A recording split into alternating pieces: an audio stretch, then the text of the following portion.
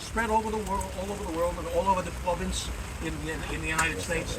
Like Corey mentioned before, all the secondary cities of professional Yiddish theaters, Detroit and Chicago and Los Angeles and so forth. Now, we remember a handful of names from that era very well. We remember people like Bertha Kalish and Jacob B. Adler and Esther Rachel Kaminska. A couple of generations later, there's an actress named Jenny Goldstein who is buried here, who my grandmother was a huge fan of. Jenny Goldstein's specialty was catharsis. She played working girls, shop girls, whose lives were just an endless parade of misery and suffering and horror. And ordinary working people themselves would come see the shows, cry their eyes out, and think, well, on the back of their mind, think, well, at least I have it a little better off than her. The New York Times once wrote an article about Jenny Goldstein, and they said, quote, Miss Jenny Goldstein considers that a day on stage in which she did not end up either in the gutter or in a lunatic asylum was a day that she wasted. But those names that we remember are not the whole show, obviously. Most Yiddish theater actors and actresses were the hard-working professionals who go out and just do the job. They do it with flair.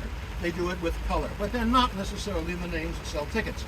I want to talk briefly about one of them, who is buried here, over in the other section. He was buried here in 1980. His name was Jacob Zanger. You might be familiar with his face if you've seen Yiddish movies. Zanger was born in Warsaw in 1892. He started his career as an adolescent. He was singing in the chorus of the Yiddish theater in Warsaw, and his voice hadn't changed yet, so he was a soprano. He started singing principal roles, including the title character in Shulamis, the operetta.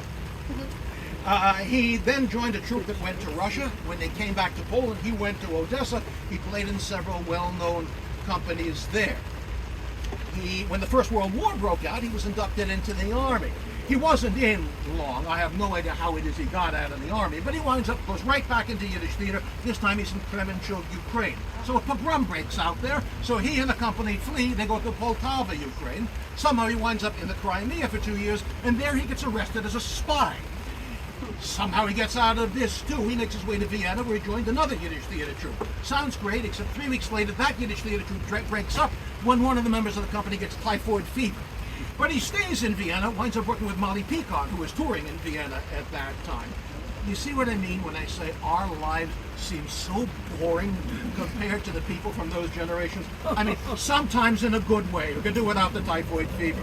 After working with Molly, he left Vienna. He did Yiddish theater in Paris, spent 3 years in London, South Africa. Then he gets to America in 1924, just under the wire, just before the doors were closed. And it was almost impossible to be an immigrant, to be a legal immigrant from Eastern Europe.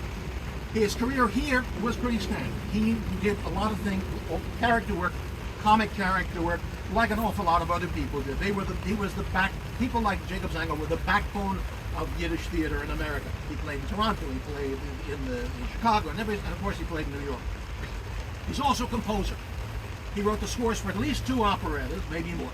The only song of his that I know of that he recorded of his own material is a song called Gewalt de Nerven, which, if you don't understand Yiddish, translates basically to Jesus, my nerves.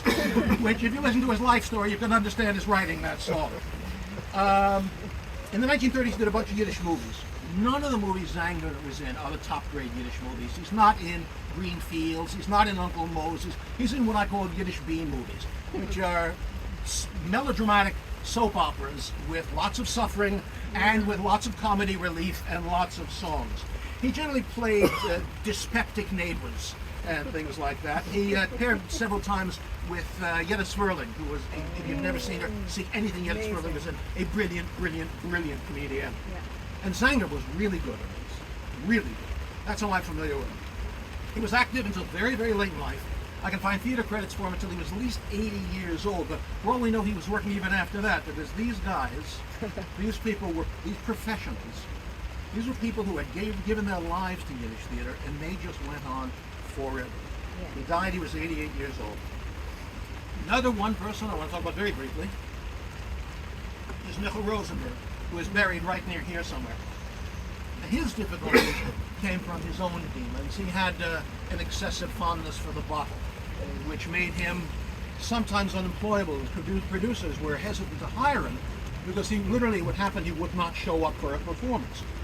But he was a tremendous talent, a wonderful character actor, and a wonderful comedian.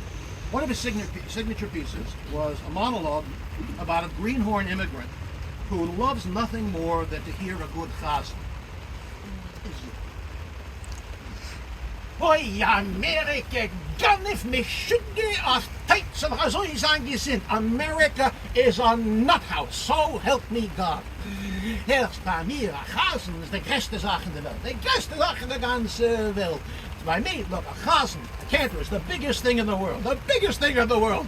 Here I go move, as in the Bronx, daven da neue Chasens, Chasen Yankel. So I hear that in the Bronx, there's a new Chasen going to be davening up there, Chasen Yankel. Then ich gleich a Bronx subway and vorhören mein Chasen. I jump on the subway to the Bronx, I go to hear mein Chasen. Mele, the train is gepackt. And then the train is just packed. By 161st Street, wird a Stuppe nicht mehr, a Sparen nicht. By 161st Street, suddenly everybody's pushing and shoving. I put him, daven der Tag Chasen Yankel. So I guess this is where Chasen Yankel is davening. Ich gebe a guck. Yeah, go is this. I look up. This is the place. Yankel Stadium. Ich gehe ja runter. Lines. I go downstairs. Lines. War a time out. Jeden von dem Volkgegend. Plain ordinary Jews. Look, Tag Amerika gegangen.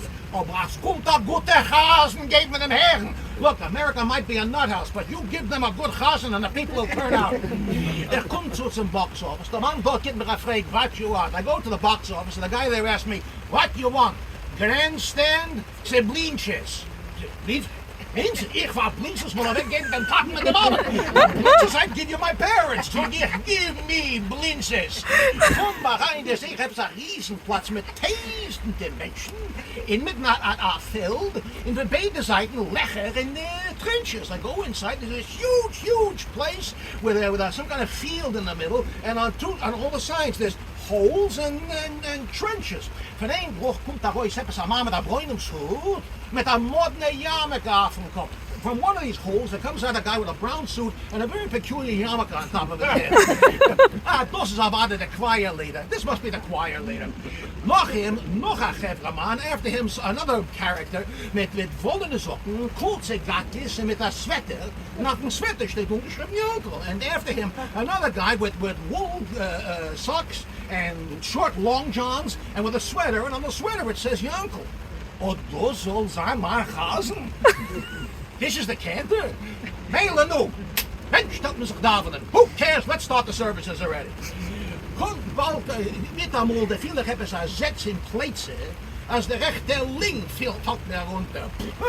All of a sudden I feel a bang in my back. My right lung is ready to fall down. Ich gebe a kop, etwas ein Mann mit einem selbigen Sweater. Und ist mir gleich mechaben mit einem Ackerboy. Als wird mir finster im Deut. I turn around, it's some guy with the same sweater, and he right away gives me an attaboy. Like the light is going out of my eyes. So what? I say, what is it here? So there, buddy, it's gonna be some game. So there's the man with the brown suit with the yarmulke. So I say, who's that guy with the brown suit and the yarmulke? So there, he says, this is the umpire. In there, mit geschwollenem Hand was put in glove, and that guy with the big swollen hand in that glove. So there, this is the picture. You kommt bald da voice, einer man with a matratz auf dem boy here. So some other guy comes out, he's got a mattress on his stomach, and a strainer auf dem Punnel, so in the side loction, and a strainer on his face like you drain noodles with. So there, so he says, this is the catcher. Who's the catcher? Is the boss catch there? As catching so hard cold, let him catch a cold. And the pitcher spiked the glove, right the ball. The pitcher spits in his glove, starts rubbing the ball, swert them off and they with the ball, and they start throwing the thing at each other. Fin pitch it, and catch it, and catch it, and pitch it. Keiner will say, Wildnis, the balls are staying dort. Nobody wants to hold on to the damn thing. Kommt bald nach euch, hebben ze größten Wagen let's with a langen Valgeholz. Then some big bozo comes out carrying a long rolling pin. And he mischt sich around zwischen sie, and he stood messing around right between them. If the Atzelach is lost in him catching, he's catching the ball. And if for some odd reason, he's just trying to keep the catcher from catching the ball. And the umpire schreit, the umpire screams, ball one, ball two, Ball 3, mit amol geht geschrei, all of a sudden he hollers, strike! Dacht ik, what said the boy? A union meeting? What is this, a union meeting? The watchers sitzen ze alle, so what the hell's everybody sitting around for? Ich bin weestig als bei mir in Schab, mir geht a geschrei strike, gehen alle picket. I know, in my factory where I work, somebody else strike, everybody goes out to the picket line. Bin ich over a gute union man, stell ich sich auf. Look, I'm a good union man, I stand right up. Mir geht a geschrei, sit down! Somebody else, sit down! Dacht ich, so I think, if I sit down strike, maybe it's a sit down strike. Such a thing, I sit back down. Wind, der werd erwachen is mit dem Ball. Then the ball starts flying back and forth again. And pitch it, and catch it, and catch it, and pitch it. In air, mit dem Valgeholz. And the guy with the rolling pin, as get out, sets them ball, he gives a whack to this ball, and the ball then fliehen, and the ball starts flying. And then zich laufen, als if he ever schuggene. And he starts running like a mental case. In the dry Gevreleit, laufen gappen den ball. And 3 big bozos start running, chasing after the ball. So you and say, so I say, who are those guys? So there, he says, they are the flycatchers. Oh, it is a tire job. Nice job, nice piece of work. 3 lange letzten Stellen zu geweckt, mitten Tuchrappen fliegen. Krank sind sie zu gehen arbeiten. 3 big bunks running around catching flies all day. What's the matter? Don't they want to work? In Mom and there mit dem Valgeholz and that guy with the rolling pin, stopped net laufen. And the first life there, even to yocked him, he just keeps running and running and running. Who's chasing him? And Mom body net mich setzen in the plates, and my buddy starts banging me in the shoulder again. Hat werd a tummel mit der Gewalt, and it's complete place going wild. And he's banging me in the shoulder. Hat the boy! Hat the boy! Run home! Run home! Run home! Is ik moest er geen zitten was. Wo so oppacken der Linke. Run home! What the hell am I sitting there for? So you can bang my lungs out. Ich hab aufgegeben, nach hingegangen. I gave up and I ran home. Zoekt ihr, ich soll doch gehen her nach Haus in America. You're telling me I should go here a Haus in America? I'm through and that's all and goodbye.